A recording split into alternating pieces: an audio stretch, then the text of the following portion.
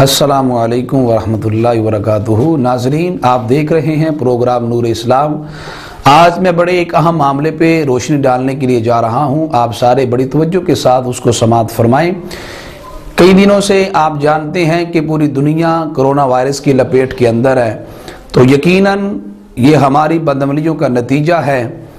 ایسے موقع پر ہمیں توبۃ نصوحہ کرنی چاہیے، اپنے گناہوں کی رب سے معافی مانگنی چاہیے اور کثرت سے تلاوت قرآن کرنی چاہیے۔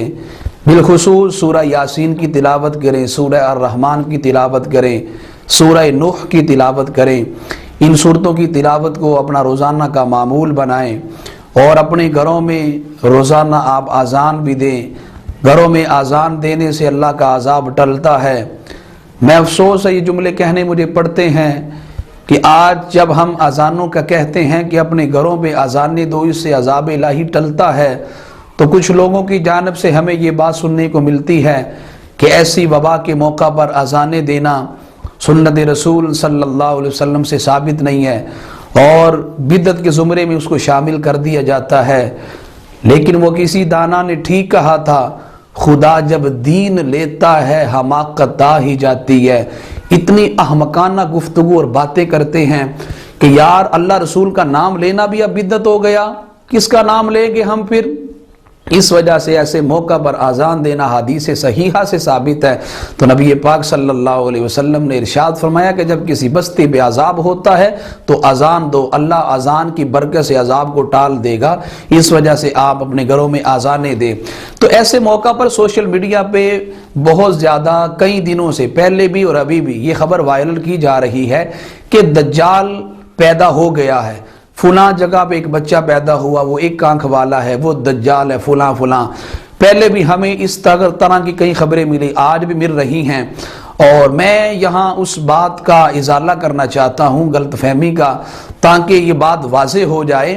آپ یہ بات یاد رکھ لیں ہمیشہ کے لیے کہ دجال نے پیدا نہیں ہونا، بلکہ وہ پیدا ہو چکا ہے، اس نے نکلنا ہے۔ صحیح مسلم میں حدیث پاک ہے، میرے نبی پاک صلی اللہ علیہ وسلم نے ارشاد فرمایا یخرج الدجال فی امتی، دجال میری امت میں نکلے گا۔ یہ نہیں کہا کہ پیدا ہوگا، بلکہ فرمایا وہ نکلے گا۔ اور صحیح مسلم میں حدیث پاک ہے، بخاری مسلم کی متفق علیہ حدیث ہے، اور کئی محدثین نے اس کو نقل کیا۔ حضور علیہ السلام فرماتے ہیں انی انذرکم کما انذر بہ نوح قومہ، حضور فرماتے ہیں میں تمہیں فتنہ دجال سے اسی طرح ڈراتا ہوں جس طرح نوح علیہ السلام نے اپنی قوم کو ڈرایا تھا۔ تو اس کے تحت حدیث پہ گفتگو کرتے ہوئے مفتی احمد یارحہ نعیمی رحمۃ اللہ تعالی علیہ نے لکھا ہے، آپ فرماتے ہیں کہ سب سے پہلے نبی جس نے فتنہ دجال سے اپنی امت کو ڈرایا تھا وہ حضرت نوح علیہ السلام تھے۔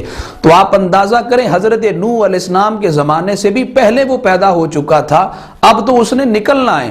تو دجال نکلے گا اور مشرق کی جانب سے وہ نکلے گا۔ میرے نبی پاک صلی اللہ علیہ وسلم فرماتے ہیں وہ 40 دن تک صرف زندہ رہے گا، اور پہلا دن اس کا 1 سال کے برابر ہوگا، دوسرا دن اس کا مہینے کے برابر ہوگا، تیسرا دن اس کا 1 ہفتے کے برابر ہوگا، باقی جس طرح دن گزرتے ہیں اسی طرح گزرتے جائیں گے۔ اس نے اپنے ساتھ جنت بھی رکھی ہوگی، دوزخ بھی رکھی ہوگی۔ جو اسے مانے گا اسے اپنی جنت میں داخل کرے گا، جو اس کو نہیں مانے گا اسے اپنی جہنم میں داخل کرے گا۔ اس کی جنت حقیقت میں جہنم ہے اور اس کی جہنم حقیقت میں جنت ہے۔ حضور فرماتے ہیں پوری دنیا کا سفر طے کرے گا سوائے مکہ اور مدینہ کے، وہاں نہیں جا سکے گا، باقی خدائی دعویٰ کرے گا، جو کہے گا سبزہ اگ جائے سبزہ اگ جائے گا، جو وہ کہے گا ویسا ہوتا چلا جائے گا۔ ایک اور حدیث پاک میں یہاں عرض کرنا چاہتا ہوں جو صحیح مسلم میں موجود ہے کہ حضرت تمیم داری رضی اللہ تعالیٰ عنہ حضور کی بارگاہ میں حاضر خدمت ہوئے اسلام لانے کے لیے، اور آ کر ایک واقعہ عرض کیا جو سارے صحابہ کرام کے مجمع میں بیان کیا۔ محبوب علیہ السلام صدارت فرما رہے تھے۔ حضرت تمیم داری نے عرض کیا آقا ہم ایک سمندر کا سفر کر رہے تھے، میرے ساتھ 30 لوگ اور بھی تھے، تو سمندر میں طغیانی آ گئی۔ جب طغیانی آئی تو ہماری کشتی ہچکولے لینے لگ پڑی اور وہ کسی اور طرف سفر کرنے لگی۔ ہم 1 ماہ تک جو ہے وہ سمندر میں سفر کرتے رہے، غیر ضروری سفر۔ حضرت تمیم داری کہتے ہیں آقا ہماری جو کشتی تھی وہ جزیرے کی طرف چل پڑی، جب ہم جزیرے میں پہنچے تو وہاں ہمیں ایک عجیب الخلقت جانور نظر آیا۔ وہ اتنا عجیب جانور تھا کہ اس کے سر اور پشت پہ اتنے بال تھے کہ ہمیں اس کا جسم معلوم ہی نہیں ہوتا تھا۔ تو ہم نے کہا کم بخت تو کون ہے؟ وہ کہنے لگا میں جاسوسا ہوں، جاسوسی کرنے والا ہوں۔ تو کہنے لگا اس کلیسا میں آؤ، اس گرجے میں آؤ، وہاں ایک شخص تمہاری ملاقات کا مشتاق ہے۔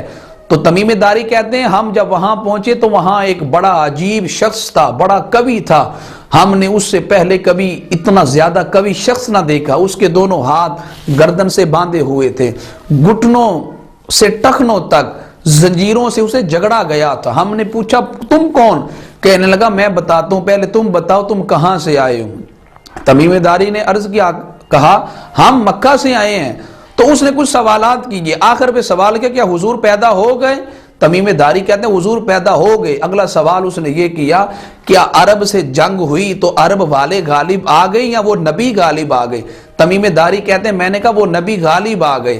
تو وہ کہنے لگا کہ عرب کے لیے مناسب یہی ہے کہ اس نبی کی تابع داری کریں، اور آخر پہ کہنے لگا میں دجال ہوں۔ اب یہ ساری گفتگو تمیم داری نے آگے حضور کی بارگاہ میں سنائی نا، تو حضور علیہ السلام نے کہا میں تمہیں دجال کے بارے میں بتاتا نہیں تھا؟ دیکھو آج تمیم داری آنکھوں سے دجال کو دیکھ آیا ہے۔ تو یہ حقیقت، یہ حدیث صحیح جو مسلم شریف میں موجود ہے، یہ بتاتی ہے کہ دجال پیدا ہو چکا ہے، اس نے صرف نکلنا ہے۔ اس وجہ سے یہ جو خبر پھیلائی جاتی ہے کہ فلان جگہ پہ بچہ پیدا ہو گیا وہ دجال ہے، یہ جہالت میں مبنی باتیں، لہذا اس سے گریز کریں۔ دوسرا میرا اہم پیغام یہ ہے کہ ابھی وائرس کے حوالے سے پوری دنیا میں بڑی کثیر تعداد میں اموات ہو رہی ہیں، تو ایسے لحاظ سے ہمیں یہ بھی سننے کو مل رہا ہے کہ کچھ لوگ کہہ رہے ہیں کہ حضرت امام مہدی کے آنے کا وقت ہے۔ تو میں کچھ نشانیاں عرض کرنا چاہتا ہوں کہ ابھی وہ بڑی نشانیاں جو بیان کی گئی ہیں حضرت امام مہدی کے آنے کی وہ نہیں پائی جا رہی۔ بڑی نشانی حضرت امام مہدی کے آنے کی یہ ہے کہ اس وقت پوری دنیا پہ کفر پھیل جائے گا۔ الحمدللہ اگر تو ابھی تو کروڑوں مسلمان موجود ہیں، وہ بڑی نشانی بھی نہیں پائی جا رہی۔ حضرت امام مہدی حضور کی آل سے بڑے ایک عظیم شخص ہیں، وہ آئیں گے اور 7 سال حکومت کریں گے، ہر طرف عدل چھا جائے گا، لوگ آپ کے ہاتھ پہ ایمان لے کے آئیں گے۔ اور دوسری بڑی نشانی جو فتاوی الحدیثیہ کے اندر امام ابن حجر مکی نے لکھا حضرت محمد بن علی رضی اللہ تعالی عنہ کے حوالے سے، حضرت امام مہدی کی آنے کی بڑی دوسری نشانی یہ ہے کہ حضرت امام مہدی نے جب آنا ہوگا، ان کے آنے سے پہلے جب رمضان آئے گا، رمضان کی پہلی تاریخ کو چاند گرہن ہوگا، اور نصف رمضان کو یعنی 15 رمضان کو سورج گرہن ہوگا، یعنی ایک ہی ماہ میں رمضان کے مہینے میں سورج گرہن بھی ہوگا، چاند گرہن بھی ہوگا۔ تو آپ فرماتے ہیں کہ جب سے حضرت آدم علیہ السلام پیدا ہوئے ہیں اس وقت سے لے کر ابھی تک وہ نشانی نہیں پائی جا رہی۔ تو جب یہ نشانی پائی جائے گی اس کے بعد حضرت امام مہدی آئیں گے، وہ امام اور مجتہد ہوں گے، کعبہ کا طواف کر رہے ہوں گے، تو وہاں ابدال اولیاء حضرت امام مہدی کو پہچانیں گے تو ان کے ہاتھ پہ بیعت کریں گے، تو پھر آپ پوری امت کی رہنمائی فرمائیں گے۔ اس وجہ سے یہ جہالت میں مبنی جو آج کل خبر پھیلائی جا رہی ہے کہ آنے کا وقت ہے، ابھی تک وہ بڑی نشانیاں پوری نہیں ہوئی۔ اس وجہ سے ہمیں اسی پہ ایمان رکھنا چاہیے جو ہمارے اکابر بیان کر کے گئے۔ تو آخر میں میں دوبارہ عرض کروں گا کہ یہ وائرس جو پوری دنیا کو اپنی لپیٹ میں لے رہا ہے، اب بالخصوص ملک پاکستان میں بھی پھیل رہا ہے، لہٰذا کثرت سے توبہ کریں، اپنے گناہوں کی معافی مانگیں۔ وہ رب ہم سے ناراض ہے، اپنے رب کو منائیں، پکے سچے دل سے توبہ کر لیں، اس کی بارگاہ کی طرف پلٹ آئیں۔ وہ رب 70 ماؤں سے زیادہ پیار کرتا ہے، تو یار وہ کیسے اپنے بندوں پہ ظلم کر سکتا ہے؟ رب رائی کے دانے کے برابر بھی بندوں پہ ظلم نہیں کرتا۔ یہ ہمارے کیے کرتوت ہمارے آگے آ رہے ہیں، اس وجہ سے سارے جو ہے وہ کثرت سے توبہ کریں، تلاوت قرآن کریں، اور آئندہ گناہ نہ کرنے کا مصمم ارادہ کریں۔ اللہ تعالی ہمیں اس وائرس سے محفوظ فرمائے، بلکہ پورے عالم اسلام کو اللہ تعالی محفوظ و مامون فرمائے، اور اللہ ہمیں اپنی پناہ نصیب فرمائے، اور اللہ حضور علیہ السلام کے صدقے حضور کی پوری امت پر رحم و کرم فرمائے۔ وما علیہ الا البلاغ۔